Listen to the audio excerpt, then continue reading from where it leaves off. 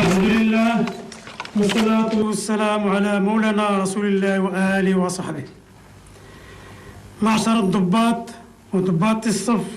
وجنود التجريدة المغربية المتوجهة إلى جمهورية إفريقيا الوسطى، تلبية لنداء واجب التضامن الدولي وإيمان من جلالتنا بالمساعي الحميدة التي تبذلها منظمة الأمم المتحدة للحفاظ على الأمن والسلم في العالم، قررنا بعون الله وتوفيقه إفادة هذه التجربة من أفراد قواتنا المسلحة الملكية إلى جمهورية إفريقيا الوسطى لمشاركة في مهمة الأمم المتحدة بهذا البلد الأفريقي الشقيق، إسهاما من المملكة المغربية في جهود المجتمع الدولي الرامية إلى الدفاع عن القيم الإنسانية العليا ودعم وسائل الحوار والمصالحة الوطنية والتنمية. ويطيب لنا عاشية سفركم في مهمتكم النبيلة أن نتوجه إلى الله عز وجل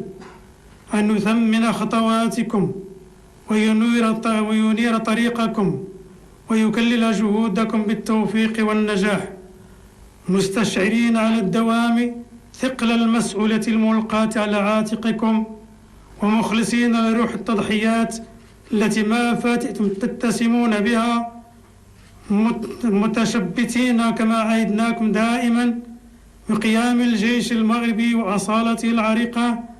التي تنسجم مع مبادئ حقوق الإنسان العالمية والتعايش والتضامن الحضري بين الشعوب.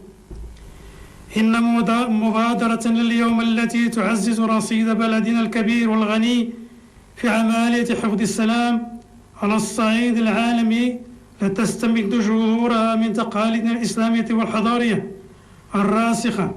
ومن انتمائنا الإفريقي المتجذر، وكذا من التزام جلالتنا التاريخي بوجوب التعاون الدولي المتعدد الأطراف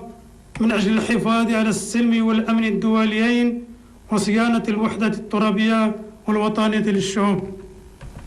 معشر الضباط وضباط الصف والجنود، إن ما ستطلعون به من مهام نبيلة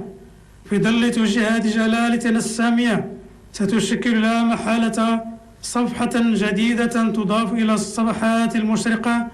التي خلدتها البعثات السابقة في جهات مختلفة كالكونغو والصومال والبوسنة والهرسك وهايتي، والتي يتواصل وجودها بكل من الكوسوفو وجمهورية الكونغو الديمقراطية وكذا بجمهورية الساحل العاج، مجسدة بامتياز مهنية ونجاعة الجند المغربي الذي يشهد له بالقدرة العالية على الانسجام والتأقلم مع المحيط الخارجي في احترام تام للمبادئ الشرعية الدولية. فاستحضروا رعاكم الله بتوفيقه وعونه دوما حب الوطن وقيمه ومثله العليا، وثابروا على العطاء المتميز والاستعداد الدائم لخدمة رسالتكم الجليلة بحس صادق وعزيمة قوية وإيمان راسخ في تحمل المسؤولية وقدرة كبيرة على العمل في إطار المنظومة الدولية، مما يساهم إلى حد كبير في الإشعاع الدولي للمملكة. كما نسأل الله تعالى أن يعينكم ويشد أزركم وأن يفتح أفق الفلاح أمام أعينكم،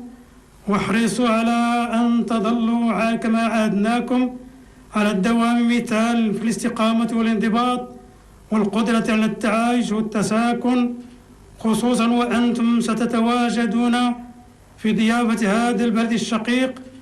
الذي تجمعنا وإياه أواصر أخوة إفريقية عريقة ومتينة. والسلام عليكم ورحمة الله تعالى وبركاته. وحرر بقصر ملك بفاس يوم 12 محرم 1435 الموافق 16 نوفمبر 2013. الإمضاء محمد بن الحسن.